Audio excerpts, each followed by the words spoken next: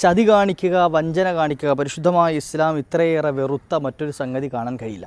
നബി സല്ലല്ലാഹു അലൈഹി വസല്ലമ തങ്ങളുടെ ഹദീസുകളിൽ കാണാം, ആയത്തുൽ മുനാഫിഖി സലാസ്, മുനാഫിക്കീങ്ങളുടെ കപടവിശ്വാസികളുടെ ചില അടയാളങ്ങൾ എണ്ണി പറയുന്നതായിട്ട്. അതിൽ കാണാം, ഇദഅ്തു മിന ഖാന വൈദ വഅദ അഖ്ലഫ, കരാറ് ചെയ്താൽ, വാഗ്ദാനം ചെയ്താൽ ലംഘിക്കുന്ന സ്വഭാവം കപടവിശ്വാസികളുടെ സ്വഭാവത്തിൽപ്പെട്ടതാണ്. എത്രയോ യുദ്ധമുഖങ്ങളിൽ മുത്തുനബി തങ്ങളും സ്വഹാബത്തും നേരിട്ടും അല്ലാതെയും ഒക്കെ പങ്കെടുത്തതാണ്. ഒരു സ്ഥലത്തും ചതിയിലൂടെ, വഞ്ചനയിലൂടെ തൻ്റെ എതിരാളികളെ കീഴ്പ്പെടുത്തിയത് ചരിത്രങ്ങളിൽ കാണാൻ കഴിയില്ല.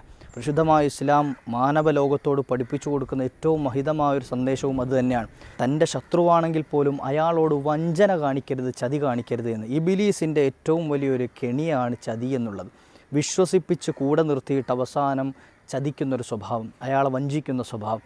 അത് ഏത് മേഖലയിലാണെങ്കിലും, ശാരീരികമായിട്ടാണെങ്കിലും, സാമ്പത്തിക മേഖലകളിലാണെങ്കിലും, കച്ചവടങ്ങളിലാണെങ്കിലും, അതുപോലെ സൗഹൃദങ്ങളിലാണെങ്കിലും ഒക്കെ ഈ ഒരു ചതിയെ വല്ലാതെ സൂക്ഷിക്കേണ്ടതുണ്ട്. അല്ലാഹു സുബ്ഹാനഹു വ തആല നമ്മെ കാത്തുരക്ഷിക്കുമാറാകട്ടെ. ഈ ചതിയന്മാരുടെ, ഈ കുതന്ത്രങ്ങൾ പ്രയോഗിക്കുന്ന വഞ്ചകരുടെ ഒരു ധാരണ എപ്പോഴും ഈ ചതി കൊണ്ട് അവർക്ക് വിജയിക്കാൻ കഴിയുമെന്നാണ്.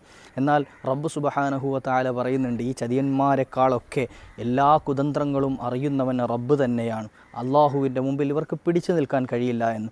ജൂതപ്പലിശകൾ ചെയ്തുകൊണ്ടിരിക്കുന്ന അക്രമങ്ങൾ, അവർ കാണിച്ചുകൊണ്ടിരിക്കുന്ന അനീതികൾ, അവർ ചെയ്തുകൊണ്ടിരിക്കുന്ന ക്രൂരതകൾ കണ്ടു കഴിഞ്ഞാൽ മനസ്സിലാകും എത്രത്തോളം ചതിയിലൂടെയാണ് അവർ കാര്യങ്ങൾ മുന്നോട്ട് കൊണ്ടുപോകുന്നത് എന്ന്. അള്ളാഹു ആക്രമിക്കപ്പെടുന്ന സകലർക്കും സമാധാനവും സാന്ത്വനവും നൽകുമാറാകട്ടെ. അക്രമകാരികളെ അള്ളാഹു പിടിച്ചു കെട്ടുകയും ചെയ്യട്ടെ.